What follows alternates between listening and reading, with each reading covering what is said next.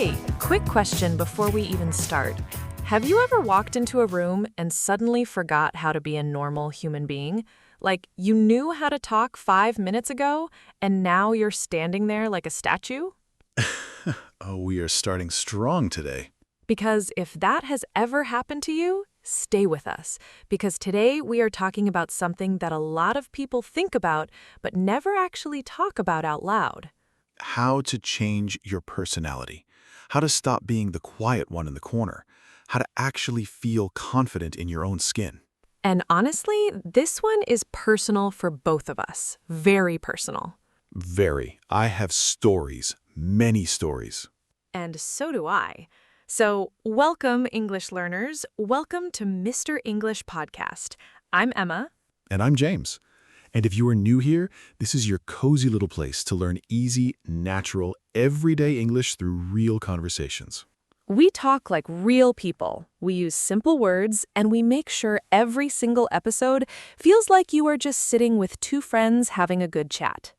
If you like that idea, please subscribe to Mr. English Podcast right now. And if you have a friend who is also learning English, share this episode with them today. Sharing is one of the nicest things you can do for your friend and for us. Truly. Okay, let's get into it, because today is going to be one of those episodes where you think, wait, they are talking about me. Yes, and we want you to feel that because you are not alone in this. So, Emma, let me ask you something. Okay. When you were younger, would you describe yourself as a confident person? No, absolutely not. Zero confidence. I was the girl who practiced what she was going to say before calling a pizza place to order food. Wait, seriously? Seriously, I would write it down, like, "Hello, I would like to order one large pizza with extra cheese." And then I would practice it 2 times before dialing the number. That is both adorable and very relatable. Right? And even after practicing, the moment someone picked up the phone, I would panic. And one time I said, "Hello, one pizza, please," and then waited in silence. What happened? The person on the phone said, "What kind?" And I said, "Yes." No. You said yes? I said yes to "what kind." I hung up after that. I love that story. That is so real. It is embarrassing, but it is real. And I think a lot of people have moments like that, where your brain just stops working because you feel nervous or unsure about yourself. Totally. And mine was different, but equally embarrassing. Tell me. So I used to be the guy who would never speak first. In school, at work, at parties, I would just stand near the snack table and hope someone talked to me. The snack table strategy. The snack table strategy. Very common, very safe, but also very lonely after a while. Because you're waiting for life to come to you instead of going toward it. Exactly. And for years, I thought, well, this is just who I am. I'm a quiet person. I'm not confident. That is my personality, and I cannot change it. And a lot of people think that, right? They think personality is fixed, like you're born confident or you're not. You're born funny or you're not. You're born social or you're not. And the truth is? The truth is, that's not really how it works. Personality can grow. Confidence can be learned, and you are allowed to change. That sentence alone is worth the whole episode. Write it down. You are allowed to change. Okay, so let's talk about this properly. What even is personality? Because I think some people hear that word and feel scared. Like, if I change my personality, am I still me? That's such a good point, and I want to talk about that because it matters. Your personality is not one fixed thing. It's more like a collection of habits: how you speak, how you react, how you walk into a room, how you treat yourself when something goes wrong. So some of those habits are helpful and some are not. Exactly. And when we say change your personality, we don't mean become a completely different person. We mean keep the good parts and slowly work on the parts that are holding you back. Like if you're naturally a kind person, you keep that. You don't throw that away. Of course not. Kindness is beautiful. Keep all the kindness. But if your habit is to say, "I can't do this," before you even try, that habit is worth looking at. Okay, That makes sense. So we're not erasing ourselves, we're editing ourselves. I love that. Editing, not erasing. Like a document. You keep the good sentences, you just fix the ones that don't work. Yes, exactly that. And honestly, the first step is noticing. Just noticing. Say more about that. So, a lot of us go through our day on autopilot. We react the same way to the same situations. Someone invites us somewhere new, and we automatically say, "Oh no, I'm busy," even when we're not busy. I did that for years. Right? And we don't even think about it. It's automatic. So the first small step toward changing is just noticing when you do these things. Like catching yourself in the moment. Yes, you say no automatically, and then you pause and think, wait, did I actually say no? Or did I say no because saying yes felt scary? And that question alone is powerful. It is. Because once you start asking it, you start understanding yourself better. And understanding yourself is the beginning of changing yourself. Can we talk about confidence specifically? Because I think that is what most people really want. They don't just want a different personality, they want to feel confident. Yes, and what does confident even mean?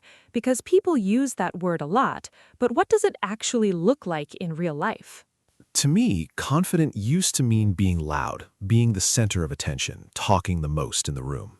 And now? Now, I think it is something much quieter. Confidence is when you trust yourself. You trust that you can handle a situation even if you don't know exactly how it will go. Yes, it is not about being perfect or always having the right answer. It's about believing, okay, if something goes wrong, I can deal with it. That's such a different definition. A very different one. And I think it's a kinder one, too. Because the old definition puts so much pressure on performance, like you have to perform confidence. You have to look a certain way, speak a certain way. Exactly. And that kind of confidence is exhausting. Real confidence is more like a quiet inner voice that says, I'm okay, I've got this, even when I feel nervous. I want that voice. You can have it. It just takes some practice.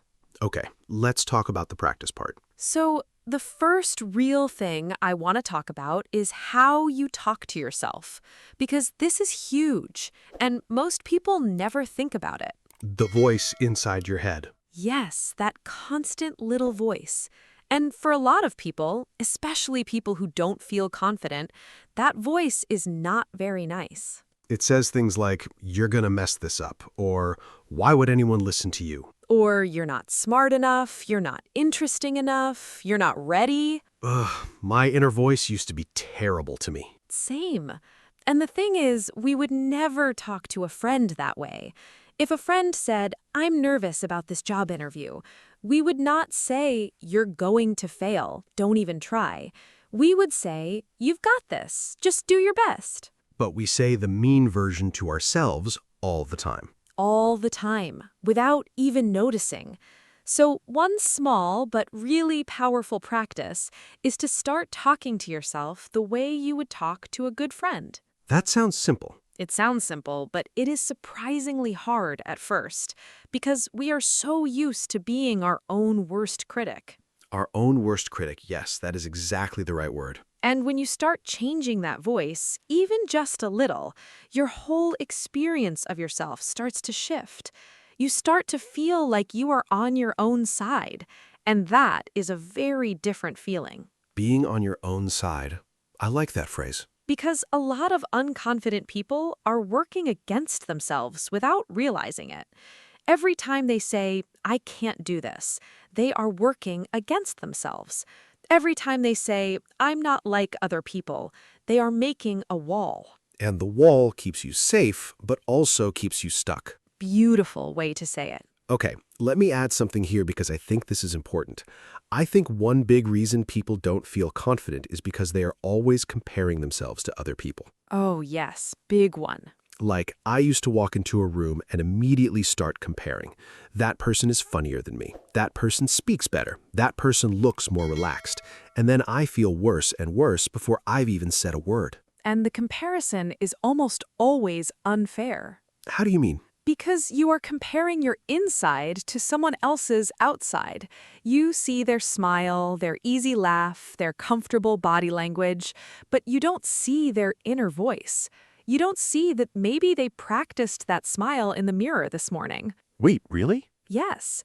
Some of the most confident-looking people I know have told me they feel nervous all the time. They just have learned to act anyway. So, acting confident even when you don't feel it. That is actually a real thing, and it is not fake. It is practice. You practice the behavior until your brain starts believing it. Like how you practice a sport, your body learns the moves even before it feels natural. Exactly. Confidence works the same way. You act a little more confident today. Your brain thinks, okay, that went okay. Maybe I can do that again. And slowly, slowly, the feeling catches up with the behavior. So the behavior comes first and the feeling follows. Yes. Most people wait to feel confident before they act confident, but it usually works the other way around. That is the opposite of what I expected. I know. It surprised me too when I first heard it. Let's talk about something very practical, because I think our listeners want real things they can do, not just ideas. Yes, let's do real things. Okay, first one, eye contact. Simple but powerful. So, eye contact is when you look at someone in the eyes when you are talking to them or listening to them. And this small thing says so much without any words. When you look at someone, you are saying, I see you. I am here. I am not scared of this conversation. And for a lot of unconfident people, eye contact feels very hard. They look down, they look away, they look at the wall. I used to look at the person's forehead, which honestly might be even worse than looking away. The forehead stare? Very intense, not recommended. But the practice is not to suddenly stare into someone's soul, just a little more eye contact than you normally do, a little longer, and see how it feels. And what usually happens is the other person responds to you differently. They lean in a little more. They seem more interested because you seem more present. And when someone responds better to you, you feel a little more confident, and the cycle starts. Yes, small things create small changes. Small changes create bigger ones. Second practical thing, speaking up even when your voice shakes. This one is close to my heart. Talk about it. So there was a period in my life when I was at a new job, and in team meetings, everyone would share their ideas. And I had ideas, good ones, I think, but I would sit there quietly because I was scared. Scared of what exactly? Scared that my idea was not good enough, scared that I would say it wrong, scared that people would look at me and judge me. And so you stayed quiet. For weeks, I stayed quiet and watched other people say ideas that were honestly not even that amazing, but they said them with some confidence, and people listened. And then what? One day, my manager specifically asked me, Emma, what do you think? And I could feel my heart just jumping out of my chest. And I said my idea, and my voice was shaking a little, and I stumbled over one word, but I said it. What happened? My manager nodded and said, that's a really good point, and 2 people wrote it down. Oh, wow. And I thought, all those weeks I stayed quiet, I was robbing myself of that moment. Not anyone else. Me. I robbed myself. That is such a real thing. We rob ourselves of moments because we are scared of a reaction that often never even happens. Right. People are mostly busy thinking about themselves to judge you as harshly as you think they will. And even when your voice shakes, even when you stumble over a word, speaking up is still a win. Always. Every single time you speak when you want to be silent, you win a little bit. Third practical thing, start very small with new social situations. Okay, yes. Talk about what you mean by small. So a lot of people who want to be more confident think, okay, I need to go to a big party and talk to 20 people. And then they go and feel overwhelmed and go home feeling worse than before. Because they went too big too fast. Exactly. Start tiny, like say good morning to your neighbor. Smile at the cashier at the grocery store. Ask the person at the coffee shop how their day is going. These tiny moments are actually practicing social confidence in a safe, low-pressure way. Yes, because you are not risking a lot. If the cashier doesn't respond warmly, it is okay. You still practiced. Your brain still got a little experience. And when you do these small things regularly, social situations start feeling a little less like a performance and a little more like just, well, life. Normal, ordinary, not a big deal. And that is what you want. You want confident behavior to feel normal and ordinary, not special and scary. The goal is to make the scary thing boring. That is a very interesting way to say it. But yes, make the scary thing boring through repetition. Can I tell you something that really changed things for me personally? Please. Posture. Oh, yes. Underrated. So I was the kind of person who walked around with my shoulders slightly forward, head a little down, like I was trying to take up less space in the world. And you didn't even notice you were doing it. Not at all. It was just how I moved. And then one day a friend said to me, "James, stand up straight." And I thought, what a strange thing to say. But I tried it, and the difference I felt immediately was very real. Because your body and your brain talk to each other. Yes, when you stand tall, when your shoulders go back, when your chin is up, your brain gets a signal. The signal says, I am okay, I am ready, I belong here. And when you fold yourself small, your brain gets the opposite signal. Exactly.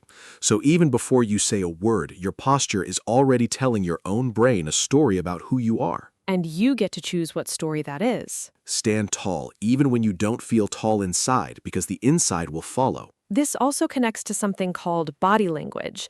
The way we move, stand, and use our hands tells the people around us so much, and it also tells our own brain so much. And most of us never learned this. Nobody sat us down as children and said, hey, your body is sending messages even when your mouth is closed. Right, so now we know, and we can start paying a little attention. I also want to talk about something that people don't usually connect to confidence, and that is how you spend your time. Interesting. Say more. So I noticed something about myself during a period when I felt very unconfident. I was spending a lot of time comparing myself to people on social media, watching other people's lives, looking at their perfect photos, their perfect moments, their perfect careers. And feeling worse and worse. Every single scroll, I felt smaller. And I thought it was just that those people were better than me, but the truth was I was feeding my brain a constant diet of comparison. And comparison is like poison for confidence. Because you are always measuring yourself against a highlight, against someone's best moment, not their real life. Exactly. You don't see their bad days. You don't see the messy kitchen behind the camera. You don't see their inner voice either. You just see the highlight, and you compare your whole self, messy parts included, to that highlight. And you always lose that comparison. Always, because it's not a fair fight. So one thing that genuinely helped me was spending less time in that comparison space. Not completely leaving it, but being more careful about how much time I gave it. And spending more time on things that made you feel capable. Yes, things I was good at, things that gave me energy. Because confidence does not just come from social situations, it comes from feeling capable in your life. Feeling like, hey, I did something today, I made something, I learned something. Even small things. Even very small things. Finishing a book, cooking a new meal, finishing a task you had been avoiding. These things add up, and they slowly build your sense that you are a capable person. And a capable person feels more confident. Slowly, steadily, honestly. I want to add one more thing here because I think it matters and not enough people talk about it. Go for it. The people around you, your environment, your circle. Oh, this is a big one. I spent several years of my life surrounded by people who were, I don't know, maybe not bad people, but people who made me feel smaller. People who would make jokes at my expense. People who would not celebrate when something good happened to me. People who subtracted from you instead of adding. Exactly. And when you're always around people who make you feel not enough, you start believing it. It's like water on a plant. If you pour bad water on a plant every day, the plant cannot grow well. And when you find people who genuinely support you, who are happy when you do well, who encourage you when you're scared, something changes. Everything changes. I'm serious. When I started spending more time with people who actually believed in me, my confidence grew in a way that no personal exercise or trick could have done alone. Because humans need humans. We're shaped by the company we keep. And you're allowed to be careful about whose company you keep. You are allowed to protect your energy. You are allowed to choose people who make you feel like you belong. And if right now you don't have many people like that in your life, that's okay. Start small. One kind person, one honest connection. Quality over quantity, always. Can we also talk about failure for a moment? Because I think fear of failure is one of the biggest things keeping people from becoming more confident. Yes, because if you're scared of failing, you never try. And if you never try, you never grow. And you stay in the same place, safe but stuck. And then, because you're stuck, you feel more unconfident. And because you feel more unconfident, you don't try. And the circle keeps going. It's a loop, an uncomfortable loop. So how do you break the loop? You break it by changing your relationship with failure. Because right now, a lot of people see failure as evidence that they are not good enough. Like, I tried and it didn't work, so I must be a bad person or a stupid person. Right, but what if failure is just information? What if it just means, okay, that way didn't work. Let me try a different way.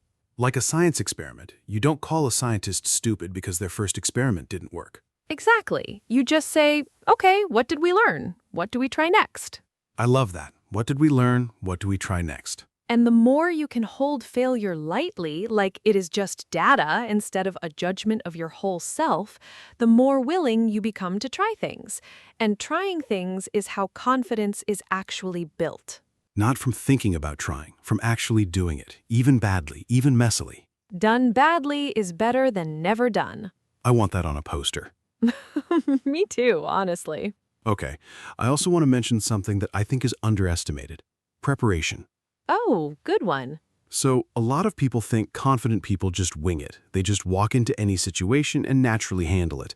And some people do have that gift.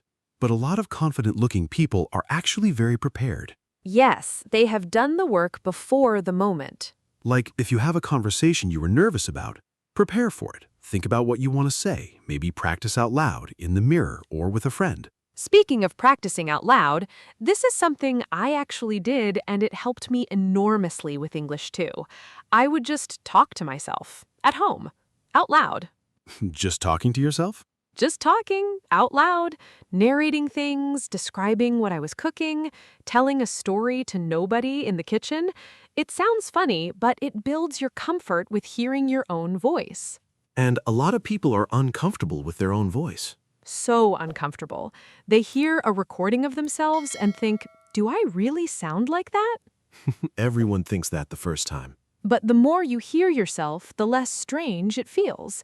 And that comfort with your own voice really does help when you are speaking to other people. So preparation is not a sign that you are not naturally confident.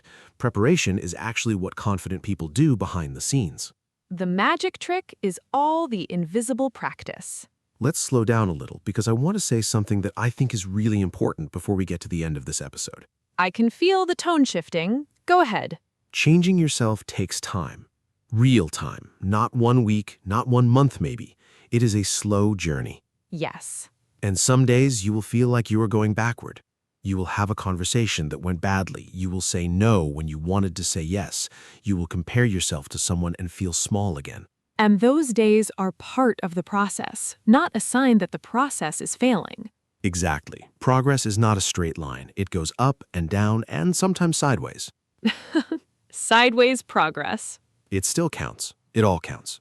Because even on the bad days, you're a person who is paying attention, who is trying, who is asking questions like, why do I feel this way? What can I do differently? And that curiosity about yourself is actually a sign of real growth. Yes, curious people grow. People who think they already know everything about themselves stay the same. So stay curious, stay honest with yourself, and be patient with yourself the way you would be patient with someone you love. Someone you love. Yes, give yourself that same gentleness. Okay, one more thing I want to say before we go to our word section, and that is this. You don't have to become a completely different person. Say that again because it's important. You don't have to become a completely different person. Some people here become more confident, and they think they need to become louder, more social, more talkative, more outgoing. But introverted people can be deeply confident. Absolutely. Quiet people can be incredibly confident. The goal is not to change your whole nature. The goal is to stop letting fear make decisions for you. Fear decides for so many of us, every day. What we say, what we try, who we talk to, where we go. And slowly, step by step, we can take those decisions back. Not fear, me. I'm deciding. I'm deciding. That's a powerful sentence. Write it next to the other one. You're allowed to change. I'm deciding. 2 sentences that could honestly change a life. Let's slow down on today's strongest words. This is our word tour. Our first phrase is inner voice. Inner voice. Your inner voice is the way you talk to yourself inside your mind. It's always there, even when you don't notice it. It says things like, you can do this, or it says things like, you're going to mess up. You could say, my inner voice is not always kind to me. Or, I'm trying to make my inner voice more supportive. A useful pattern is change your inner voice. I'm working on changing my inner voice. This phrase is important because your inner voice shapes how you feel about yourself every single day. And you have more control over it than you think. Our next phrase is body language. Body language. Body language is how you communicate with your body without words. Your posture, your hands, your eyes, your facial expression. You could say, good body language can make you look more confident. Or, I noticed her body language was very open and relaxed. A useful pattern is confident body language. He walked in with very confident body language. Your body is always sending messages. Make sure it's sending the one you want. Our next word is comparison. Comparison. Comparison means looking at yourself next to someone else and measuring the differences. And it can be useful sometimes, but mostly it makes us feel worse about ourselves. You could say, I need to stop the comparison and focus on my own journey. Or, constant comparison made me feel really small. A useful pattern is comparison is the thief of joy. Comparison is the thief of joy, a very famous phrase and very true. Our next word is posture. Posture. Posture is the way you hold your body when you stand or sit. Good posture means back straight, shoulders back, head up. You could say, my posture got better when I started paying attention to it. Or, good posture actually makes me feel more awake and confident. A useful pattern is improve your posture. You can improve your posture just by noticing it throughout the day. Our next phrase is comfort zone. Comfort zone. Your comfort zone is the space of things that feel safe and easy to you, things you are used to. And stepping outside the comfort zone means trying something that feels a little scary or unfamiliar. You could say, speaking in front of people is outside my comfort zone. Or, I am trying to step outside my comfort zone a little every week. A useful pattern is step outside your comfort zone. Every small step outside your comfort zone makes the zone a little bigger. And a bigger comfort zone means more confidence in more situations. Our final word today is self-doubt. Self-doubt. Self-doubt means not trusting or believing in yourself, questioning your own abilities and worth. A lot of unconfident people live with very high levels of self-doubt. You could say, my self-doubt stops me from trying new things. Or, I still have self-doubt sometimes, but I don't let it make all my decisions anymore. A useful pattern is overcome self-doubt. It is possible to overcome self-doubt slowly over time. Self-doubt is a feeling, not a fact, and feelings can change. That is the most important thing to remember about self-doubt. It feels true, but it is not always true. And now, let's take some sentences that a learner might say and make them sound a little more natural. This is Say It Better. First sentence, I am shy person. Simple, but a better way is, I tend to be quiet in new situations. That version is more specific, and it gives more information about when and why. It also doesn't label your whole self, just a tendency in a specific situation. Next sentence, I not confident at all. Better version, I am still working on my confidence. That version shows progress. It shows you are moving, not stuck. It's also honest without being harsh to yourself. Next, I scared to talk to people. Better version, I find it hard to start conversations sometimes. Softer, more specific, and more honest about the real experience. And it opens the door for a follow-up conversation. It invites the other person in instead of closing the topic. Next, my English is very bad. Okay, better version, my English is still improving, but I am trying. That sentence shows effort, shows progress, and is much kinder to yourself. Because saying my English is very bad is working against yourself. You're setting yourself up to feel worse. And the truth is, the fact that you are here, listening in English, trying to understand, trying to grow, that alone already takes confidence, more than you might realize. Because learning a language is one of the most vulnerable things you can do. You put yourself out there, you make mistakes, you try again. And that's exactly the spirit we're talking about today. That's what building confidence looks like. Small tries, real effort, honest progress. You're already doing it. You're already doing it, and we're proud of you for that. All right, friends, that's our episode for today. And as always, we want to hear from you. Yes, tell us in the comments, was there a moment in your life when you felt very unconfident? What did you do? Did something help you? Share your story, share your experience, because your words might be exactly what another learner needs to hear. And if this episode helped you even a little bit, please subscribe to Mr. English Podcast. It's completely free, and every subscription tells us to keep going. Also, share this episode with someone who might need it today, a friend, a classmate, a family member. Because confidence grows when we share what we know. Pass it on. Small steps today, Big confidence tomorrow. that's what we want for you. See you in the next episode. Take care of yourselves, and remember, you are allowed to change.